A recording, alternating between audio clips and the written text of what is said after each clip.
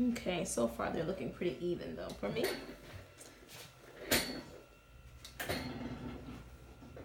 Again, there's that little line out there. We'll talk about it in my training.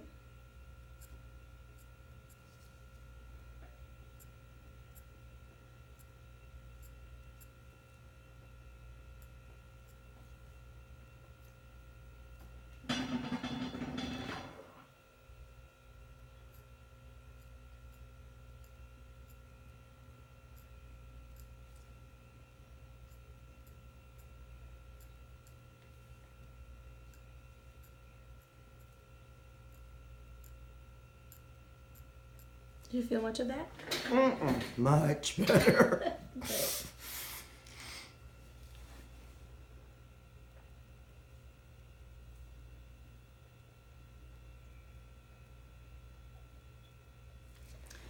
So there are people who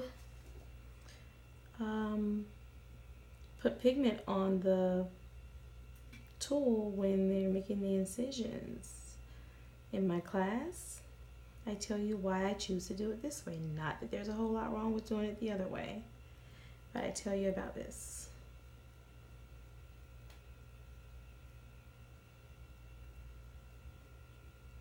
So while we're letting this sit, I want to talk to those of you who are considering getting the service for your brows, because it's a really, really good service as long as the right person is performing the service. So this is a rule of thumb. You know, there are a lot of people who are posting pictures of work that isn't theirs. So the way that you combat going to someone who has posted fake pictures is to take a look at their picture, their brows first. If you like their brows, then you proceed to the next step. The next step is to look at their work and then pick out 3 pictures. Ask the specialist to give you contact information for those 3 people. If they refuse to give the contact information for any reason, patient confidentiality, I can't find a number, something like that, then don't use them, because most likely they posted a fake picture. Anyone who has a problem with you asking for contact information is someone that you shouldn't go to. You see, I don't have a single person whom I've performed this treatment for who wouldn't like to talk to you about their service, good, bad, or indifferent. They will tell you about their service with me. I have only but to call someone up, even if I haven't gotten their permission before. You ask for a photo, for contact information, say, hey, I have a client, an interested client, a prospectively interested client who would like to talk to you about your service. And they'll say, okay, Kobe. So now if you can't get that, then that person is most likely posting fake pictures. Now, if you get the numbers, you talk to the people, you ask them whatever you want to ask them about their service with that person.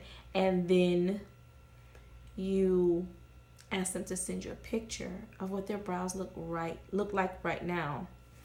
And the reason you want to do that is twofold. You want to make sure that this is the person that you're speaking with on the phone, so you can compare eyes. You can compare brow shapes.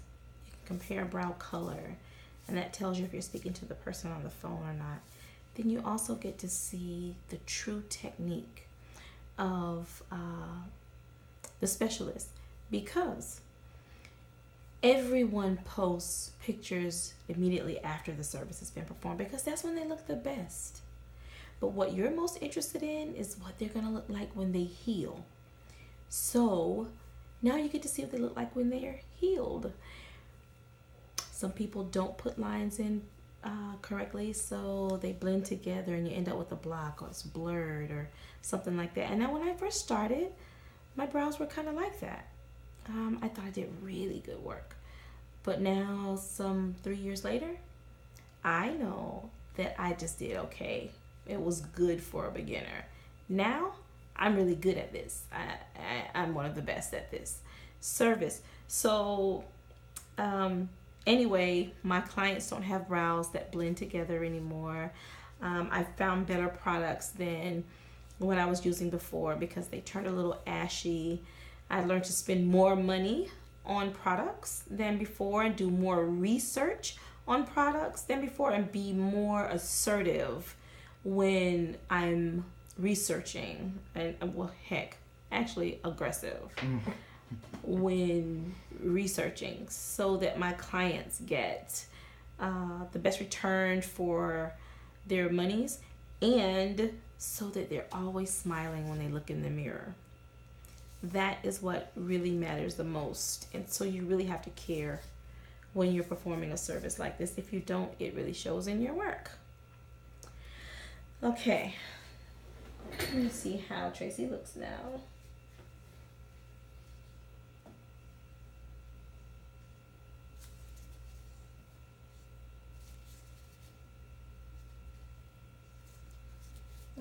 There.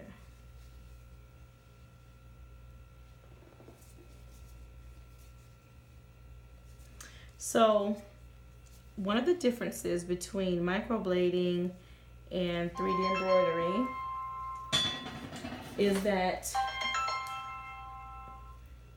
we always, gosh, that phone threw me off. We do this in sessions of 3, so I don't put in a whole lot of lines in the beginning. We kind of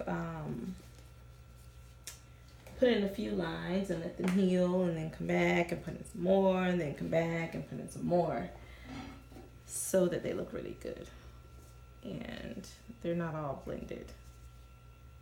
That's important.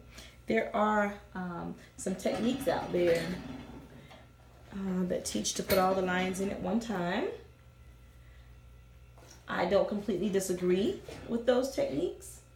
It's just not what I prefer to do.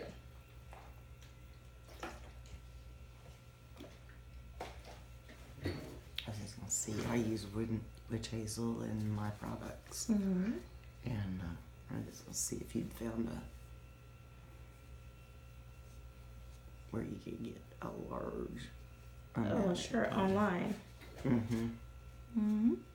I get mine off of Amazon. I just use those bottles. Yeah. I love Prime. Yep. And my Amazon Fire Stick. I have one. No, I don't. I have 2. I'm gonna get it. I got my second one I gave to my parents. I'm trying to get them to cut the cable instead of paying so much. Mm-hmm. And since my dad's had it Mm-hmm. by himself for 2 months, he has watched so much. Good. He's loving it. Mine is acting up right now. I think I have to update it or something. Mm. Okay, so now I have a lot of her lines in, and I'm going to use the mirror and take a look and see where I need to add more. Give me just a second. I'm going to use the mirror and see where I need to add more. I'm just going to put just a bit of numbing agent in there while I'm looking.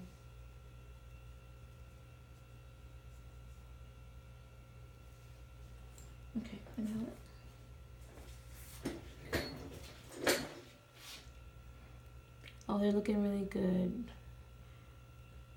Really good. Very symmetrical here. I like that we decided to go with that high arch up above your brow bone. You were good. That's what Tracy wanted to do, go way high. Okay, Tracy, take a look. That accentuated, yeah. Mm-hmm.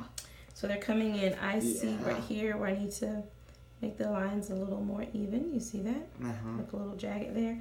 And right in here, I need to get that little spike out of there. You see it? Well, I see that spot right there. No, that's just an open spot. Oh, Right here okay. is it. Yeah. You So, see almost on my head.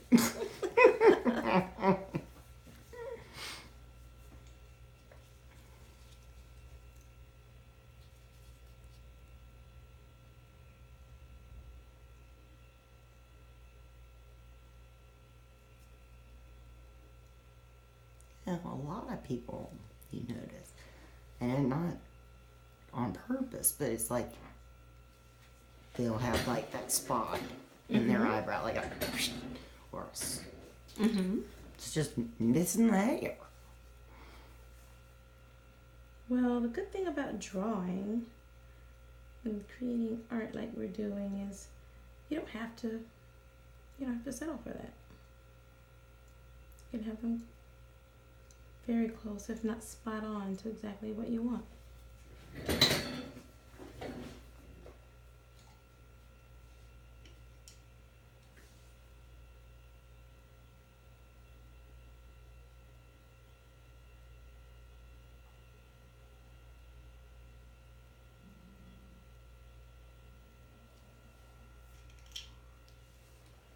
Is that you or me? That was mine.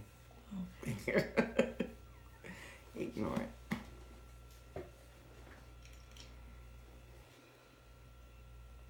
So in my class, I give you a lot of really good information on products. How I choose the products that I use, all the way down to the micro brushes. Which size micro brushes do what? You talk about that in the class. That's really important. There's always a live model for each student in the class. Sometimes I can get two, or I can get someone who needs a color boost, or they've gone somewhere and need got a bad job and we need to cover it up, or they have old tattoos that need to be covered. I get clients like that in sometimes as well. So check me out. Also in the classes, I teach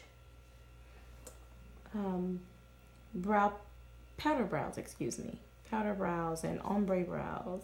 You get all of that in one class for one fee.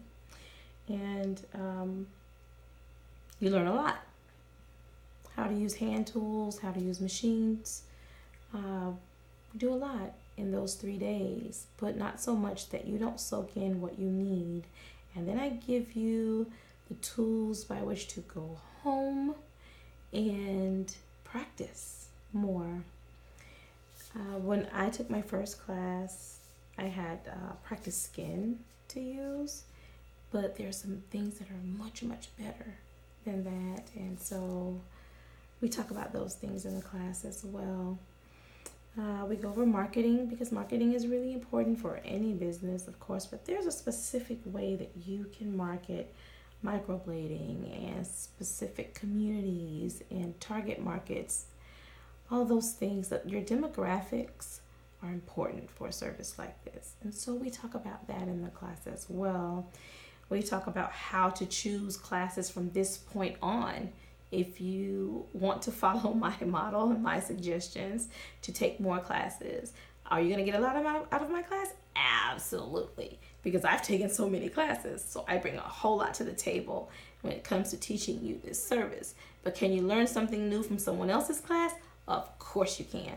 For instance, I chose my first class based on the fact that the person teaching was a perfectionist, and I knew that she was, and her work looked really pretty.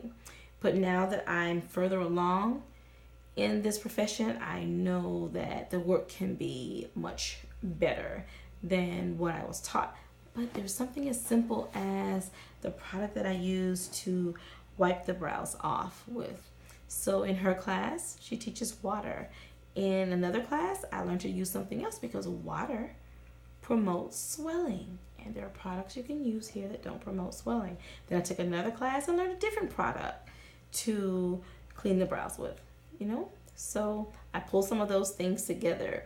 Like Tracy thinks that I am using this bottle and it just has witch hazel in it. Yeah, nope. Oh, There's something else in here. There's old school. My grandma always had that in the refrigerator when I was growing up for bug bites.